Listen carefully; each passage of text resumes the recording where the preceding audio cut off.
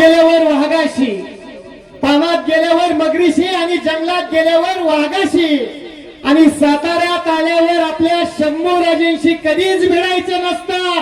मी मंचावरती आमंत्रित करतो कोयनाकाठचा वाघ, सातारा जिल्ह्याचे पालकमंत्री माननीय नामदार शंभूराज देसाई साहेब. सर्वांनी हात उंच करायचे, जोरदार ताली. अरे दीवानो मुझे पहचानो कहाँ से आया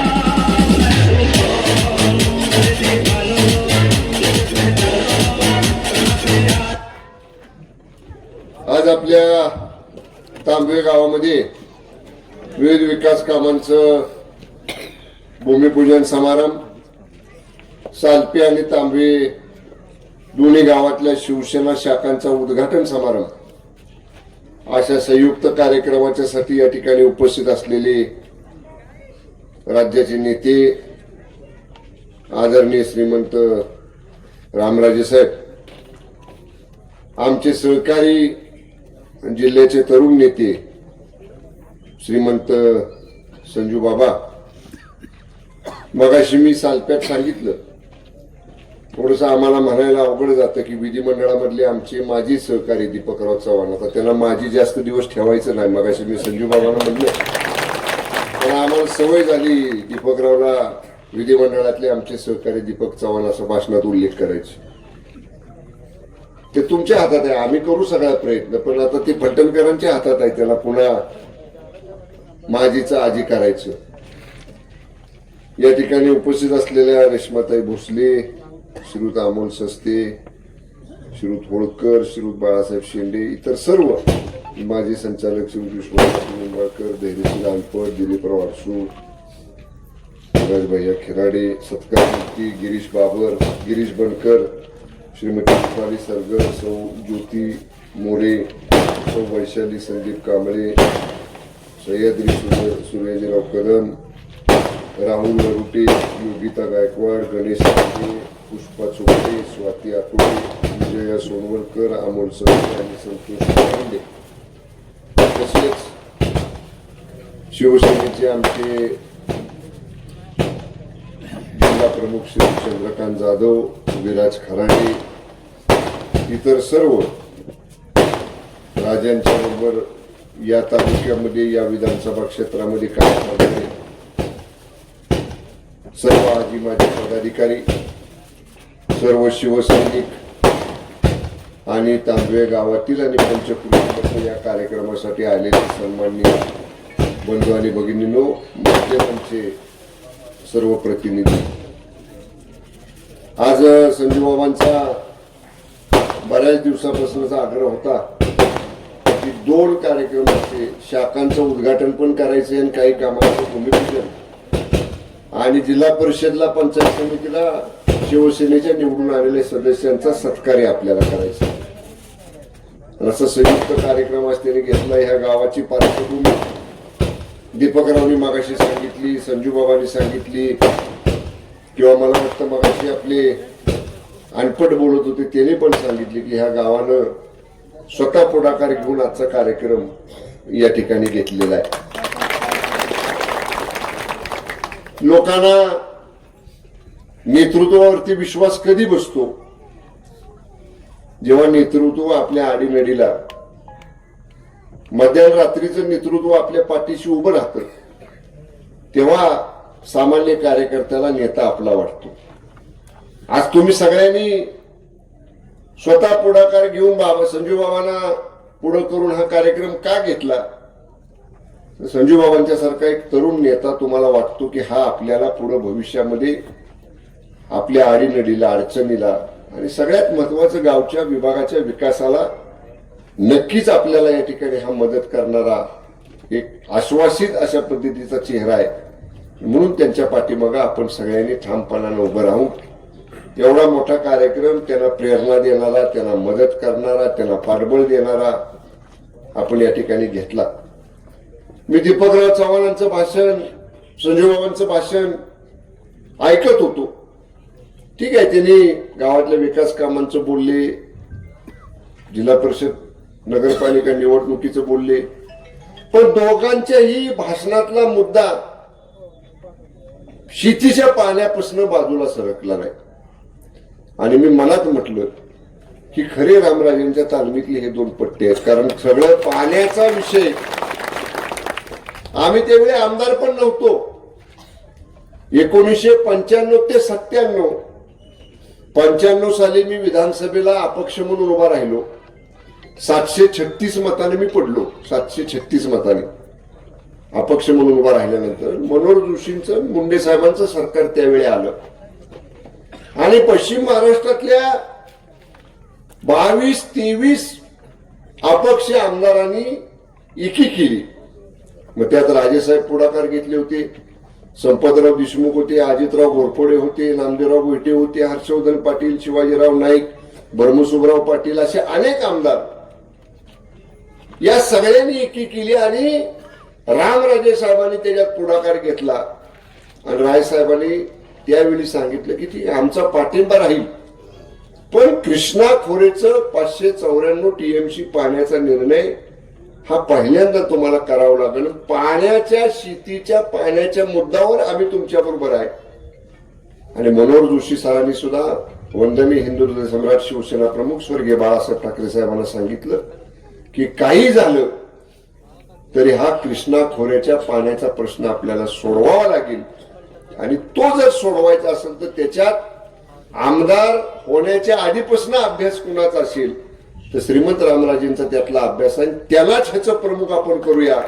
आणि मनोहर जोशी सरांच्या आग्रहाखातर रामराजे साहेबांना कृष्णा खोरे विकास महामंडळाचं अध्यक्षपद देऊन त्यांच्या हातामध्ये हा सगळा 594 टीएमसी पाणी अडवणं, धरणं बांधणं, कालवे करणं आणि शेतकऱ्याच्या बांधावर पाणी कशा पद्धतीनं पोचवायचं याचं मायक्रो प्लॅनिंग करण्याचे सगळे अधिकार 95 ते 99च्या 4.5 वर्षाच्या युती सरकारच्या काळामध्ये झालं. तुम्ही म्हणाल हे आमच्या तालुक्यात येऊन तुम्ही का सांगताय? हा पश्चिम महाराष्ट्र कृष्णा खोऱ्यातलं तालुका या गोष्टीची जाणीव ठेवून आहे की त्यावेळी रामराजे साहेबांनी हा निर्णय जर घेतला नसता तर आजही आपल्याला त्या पाण्याकडे बघत बसावं लागलं असतं. आणि 2000 सालानंतर कर्नाटक राज्याचं पाण्यावरती हक्क पोहोचला असता. पाणी थेंबर अडवायचा अधिकार लवादाच्या निर्णयाप्रमाणे आपल्याला राहिला नसता. ह्याच्यासाठी अभ्यास लागतो. ह्याच्यासाठी लोकांच्यासाठी काम करण्याची, लोकांच्या प्रती काम करण्याची एक तळमळ असावी लागते. मगाशी मी गाडीमध्ये येताना संजू बाबांना विचारलं, म्हणलं आम्ही धरणांची पाणी पातळी 80-85% पुढे गेल्यानंतर निर्णय घेतला जिल्ह्यामध्ये की आपल्याला कालव्यांच्या माध्यमातून खाली जेवढे बंधारे आहेत ते बंधारे आता भरून घ्यायचे, कारण गेल्या वर्षी आपल्याला खूप अडचण निर्माण झाली.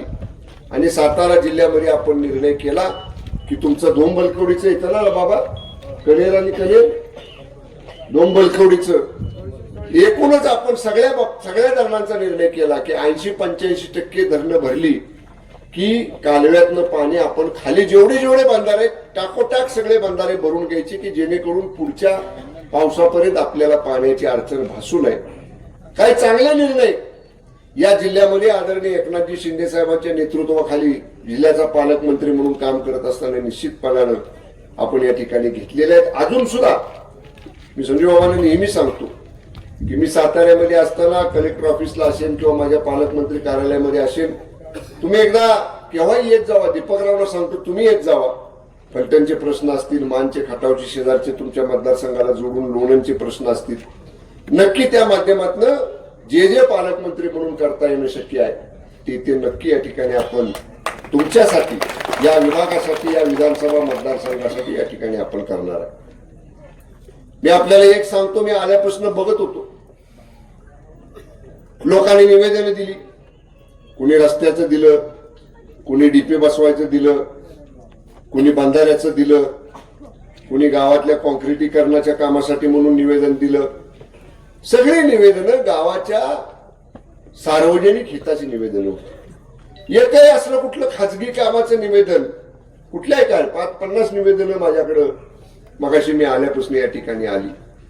लोकांना विकास काम, आपल्या गावाचा विकास, आपल्या विभागाचा विकास, आपल्या जिल्हा परिषद गटाचा, पंचायत समिती गणाचा विकास, या माध्यमातून आज आपल्याला या ठिकाणी परिपूर्ण अशा पद्धतीची गावाच्या गावं ह्या सातारा जिल्ह्यामध्ये आपल्याला या ठिकाणी पुढे आणायची आहे. मी विशेष करून उल्लेख करेन आदरणीय शिवसेना पक्षाचे मुख्य नेते आणि राज्याचे उपमुख्यमंत्री एकनाथजी शिंदे साहेबांचं. राजेसाहेबांनी, संजूबाबांनी राजेसाहेबांच्या नेतृत्वाखाली शिवसेनेमध्ये प्रवेश केला. नगरपालिकेच्या सभेला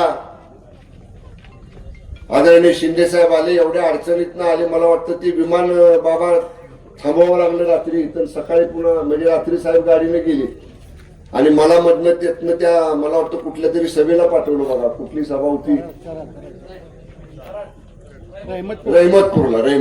रहिमतपूरच्या सभेला मला सांगितलं जायला पुढं. पण राजे साहेबांचा निर्णय झाला आणि ज्या ज्या वेळी सातारा जिल्ह्याच्या राजकारणाच्या संदर्भामध्ये शिंदे साहेबांच्या बरोबर चर्चा होते तेव्हा आवर्जून रामराय साहेबांचा आणि संजूबाबांचा विषय शिंदे साहेब काढतात की केवळ आणि केवळ मतदारसंघाच्या विकासासाठी आपल्या बरोबर काम करणारे हे दोन नेते आहेत. आणि मला त्यांनी स्पष्टपणाने सांगितलेलं आहे की जिल्ह्याचा पालकमंत्री म्हणून आणि तुझ्या विभागाचा मंत्री म्हणून कुठल्याही पद्धतीची विकास कामाला अडचण रामराजे साहेबांच्या आणि संजूबाबांच्या शब्दाला या ठिकाणी येता उपयोगाची नाही. हे खडसावून आदरणीय शिंदे साहेबांनी या ठिकाणी मला स्पष्टपणाने सांगितलेलं आहे. जिल्हा नियोजन समितीचा असेल किंवा इतर माझ्या विभागाचा निधी असेल तो देताना संजूबाबांना तर आम्ही विचारतोच, त्यांना विचारल्याशिवाय या विभागातली कुठली कामं या ठिकाणी आपण करत नाही. पण नक्कीच मी तुम्हाला सगळ्यांना आश्वासित करतो